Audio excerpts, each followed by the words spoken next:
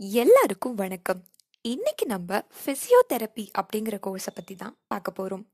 Physiotherapy at UG லெவல்ல இந்த கோர்ஸோட பேரு பிபிடி அப்படின்னு சொல்லுவாங்க. பிபிடி அப்படிங்கிறது பேச்சுலர் ஆஃப் பிசியோதெரப்பி. இந்த கோர்ஸ் ஒரு 4 வருஷத்துக்கான கோர்ஸ். 4 வருஷம் கோர்ஸ் முடிச்சதுக்கு அப்புறமா நீங்க 6 மாசம் இன்டர்ன்ஷிப் பண்ற மாதிரி இருக்கும். பிசியோதெரப்பியோட மெயின் மோட்டிவே மெடிசனே இல்லாம ஒரு பிரச்சனையை எப்படி சரி செய்யறது அப்படிங்கிறது தான். ஸோ பிசியோதெரப்பி அப்படிங்கிறது நோ மெடிசன் ட்ரீட்மெண்ட் அப்படின்னு கூட சொல்லலாம். இது ரொம்ப ரொம்ப யூஸ்ஃபுல்லான ஒரு கோர்ஸ், பர்சனலாகவும் சரி ப்ரொஃபஷ்னலாகவும் சரி. பிசியோதெரப்பி அப்படிங்கிற கோர்ஸ் முழுக்கவுமே ஹியூமன் அனாட்டமியை பேஸ் பண்ணது தான். எக்ஸசைசஸ், மசாஜஸ், இந்த மாதிரி விஷயங்கள் மூலமா உடம்புல இருக்க பிரச்சனையை எப்படி குணப்படுத்துறது அப்படிங்கிறது தான் இந்த பிசியோதெரப்பி கோர்ஸ் முழுக்க நீங்க படிப்பீங்க.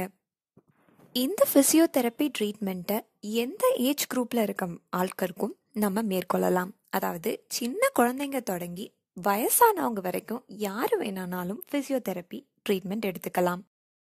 Electro physical mode of treatment அப்படின்னு சொல்லுவாங்க. ஒரு பெல்ட் மாதிரி நமக்கு பொருத்தி அதன் மூலமா நம்ம உடம்புல இருக்க பிரச்சனையை தீர்வு காண்றது. ஸோ இதெல்லாம் எப்படி பண்றது அப்படின்றது தான் இந்த பிசியோதெரப்பி கோர்ஸ்ல நம்ம படிப்போம். 4 வருஷம் கோர்ஸ்ல உங்களுக்கு 8 செமஸ்டர்ஸ் இருக்கும். 8 செமஸ்டர்ஸ்ல உங்களுக்கான மெயின் சப்ஜெக்ட்ஸ் என்னெல்லாம் அப்படின்னு பார்த்துடலாம்.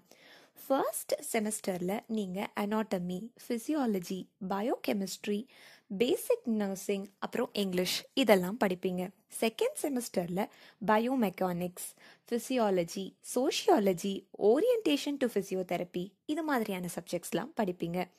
தேர்ட் செமஸ்டரில் pathology, microbiology, pharmacology, first aid and CPR, constitution of India இது மாதிரி சப்ஜெக்ட்ஸ்லாம் படிப்பீங்க.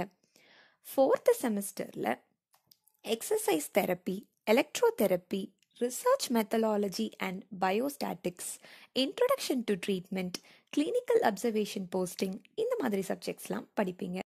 ஃபிஃப்த் செமஸ்டரில் general medicine, general surgery, orthopaedics and traumatology இது மாதிரி சப்ஜெக்ட்ஸ்லாம் மெயினாக படிக்கிற மாதிரி இருக்கும். சிக்ஸ்த் செமஸ்டரில் orthopaedics and sports physiotherapy, supervised rotatory clinical training, allied therapies இந்த மாதிரி சப்ஜெக்ட்ஸ்லாம் முக்கியமாக படிப்பீங்க. செவன்த் செமஸ்டரில் neurology, neuro surgery, community medicine, neuro physiology, community based rehabilitation இந்த மாதிரி சப்ஜெக்ட்ஸ் எல்லாம் படிப்பீங்க. எயித்து செமஸ்டர் அதாவது உங்களோட ஃபைனல் செமஸ்டரில் supervised rotatory clinical training, ethics, administration and supervisions, evidence based physiotherapy and practice, projects இந்த மாதிரி விஷயங்கள்லாம் ஃபைனல் செமஸ்டரில் நீங்கள் படிக்கிற மாதிரி இருக்கும். மெடிக்கல் ஃபீல்டில் இன்ட்ரெஸ்ட் உடையவர்களாக நீங்கள் இருந்தீங்கன்னா, சர்வீஸ் ஓரியன்ட் ஜாப் ஏதாவது பண்ணணும்னு நீங்கள் நினச்சிங்கன்னா இந்த கோர்ஸை நீங்கள் தாராளமாக எடுத்து படிக்கலாம். நியூராலஜி தான் ஃபிசியோதெரப்பியில் ரொம்ப ரொம்ப இம்பார்ட்டண்ட். அதாவது நரம்பு சம்மந்தப்பட்ட விஷயங்களை தான் நீங்கள் அதிகமாக படிக்கிற மாதிரி இருக்கும். யூஜி முடிச்சதுக்கு அப்புறமா ஒரு ப்ரொஃபஷ்னலான ஃபிசியோதெரப்பி கிட்ட நீங்கள் ஒர்க் பண்ணி கூட ட்ரைனிங் எடுத்துக்கலாம். உங்களுக்கு அதிகமான ஸ்கோப் எங்கே இருக்கும்னு பார்த்தீங்கன்னா கிளினிக்கல் சென்டர்ஸ், பெரிய பெரிய ஹாஸ்பிட்டல்ஸ், ப்ரைவேட் மற்றும் government hospitals, health care centres, or நீங்களே கூட படிப்பு முடிச்சுட்டு ஓனாக கிளினிக் நடத்தி கூட நீங்கள் சர்வை பண்ணலாம். இதுக்கான எலிஜிபிலிட்டி என்னன்னு பார்த்தீங்கன்னா, நீங்கள் +2ல் சயின்ஸ் ஸ்ட்ரீம் அதாவது பயாலஜி ஸ்ட்ரீம் எடுத்து படித்து மினிமம் 50% மேலே உங்களோட போர்டு எக்ஸாம்ஸில் நீங்கள் மார்க் எடுத்திருக்கணும். சர்வன்ஸ் ஓரியன்ட், ஹெல்பிங் டெண்டன்சியான மைண்ட் உடையவர்களாக நீங்கள் இருக்கணும் அப்படின்றது ரொம்ப ரொம்ப முக்கியம். வருஷத்துக்கு 67,000 சீட்ஸ் இந்தியாவில் ஃபிசியோதெரப்பியில் அவைலபிளாக இருக்குது. ஃபிசியோதெரப்பியோட படிப்பை முடித்து ஃப்ரெஷராக நீங்கள் வேலைக்கு போகும்போது உங்களுக்கு 2 லட்சத்துலேருந்து 8 லட்சம் வரைக்கும் பர் இயர் சேலரி கிடைக்கிறதுக்கான வாய்ப்புகள் இருக்குது. இதே நீங்கள் ஒரு எக்ஸ்பீரியன்ஸ்டான ஃபிசியோதெரபிஸ்டாக ஆயிட்டீங்கன்னா வருஷத்துக்கு 30லேருந்து 40 லட்சம் வரைக்கும் சம்பாதிக்கலாம். உங்களை அதாவது ஃபிசியோதெரப்பி படித்த ஒரு கேண்டிடேட்டை யாரெல்லாம் ரெக்ரூட் பண்ணுறதுக்கு ரெடியாக இருக்காங்க, டாப் ரெக்ரூட்டர்ஸ் யார் அப்படின்னு பார்த்தீங்கன்னா ப்ரைவேட் அண்ட் கவர்மெண்ட் ஹாஸ்பிட்டல்ஸ் தான் ரொம்ப ரொம்ப இம்பார்ட்டண்ட்டான ரெக்ரூட்டர்ஸ். அது இல்லாமல் ஹெல்த் சென்டர்ஸ், எஜுகேஷ்னல் இன்ஸ்டிடியூஷன்ஸ், அதுக்கப்புறம் ஸ்போர்ட்ஸ் அண்ட் ரீஹாபிலேஷன், இந்த மாதிரி சென்டர்ஸ்லேருந்தும் உங்களுக்கு வேலை கொடுக்கறதுக்கு ரெடியாக இருக்காங்க. இதுக்கான அட்மிஷன் ப்ராசஸ் எப்படி இருக்குன்னு பார்த்தீங்கன்னா இதுவுமே முழுக்க முழுக்க மெரிட் பேஸ்ட் அட்மிஷன்ஸ் தான். ரொம்ப ரொம்ப பெரிய இன்ஸ்டிடியூஷனாக இருந்தால் மட்டும்தான் உங்களுக்கு என்ட்ரன்ஸ் எக்ஸாம்ஸில் அட்மிஷன்ஸ் கொடுக்குறாங்க.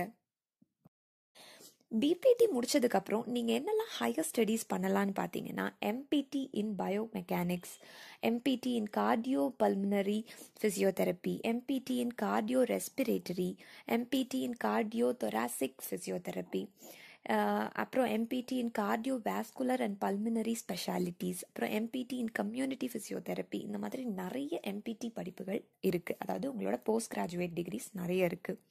ஃபிசியோதெரப்பியை பொறுத்த வரைக்கும் டிஃபென்ஸ் மெடிக்கல் எஸ்டாப்ளிஷ்மெண்ட்டில் தான் உங்களுக்கான ஸ்கோப் வந்து ரொம்ப ரொம்ப ஹையில் இருக்குது. WHO அதாவது வேர்ல்ட் ஹெல்த் ஆர்கனைசேஷன் ரீசெண்டாக ஒரு சர்வேயோட ரிப்போர்ட்டை வந்து வெளியிட்டிருந்தாங்க. அந்த ரிப்போர்ட்டில் 2029, அதாவது இன்னும் ஒரு 7 வருஷத்துக்குள்ள இந்தியாவில் 90,000 ஃபிசியோதெரபிஸ்ட் தேவை அப்படின்னு சொல்லியிருக்காங்க. ஆனால் இந்தியாவில் இப்போ கரண்ட்டாக 5,000 ஃபிசியோதெரபிஸ்ட் தான் அவைலபிளாக இருக்காங்க. அப்போது இன்னும் 85,000 ஃபிசியோதெரபிஸ்ட் வந்து நமக்கு தேவை. ஸோ இதை விட கிளியராக உங்களுக்கு ஃபிசியோதெரப்பி அப்படிங்கிற ஒரு கோர்ஸோட ஸ்கோப்பையும் ஃப்யூச்சர் ஸ்கோப்பையும் இம்பார்ட்டன்ஸையும் உங்களுக்கு வந்து கிளியராக சொல்லவே முடியாது. ஸோ இப்போ உங்களுக்கு ஃபிசியோதெரப்பியை எந்த காலேஜில் படிக்கலாம், எந்த காலேஜில் படித்தா நம்மளுக்கு வந்து ரீசனபிளான ஃபீஸில் படிக்க முடியும் அப்படின்ற விஷயங்கள் எல்லாம் டவுட்ஸ் வரும். ஸோ கவலையே படாதீங்க. கீழே ஸ்க்ரீனில் தெரிகிற ஹெல்ப்லைன் நம்பருக்கு கால் பண்ணுங்கள். அவங்க உங்களுக்கு கண்டிப்பாக கைட் பண்ணுவாங்க.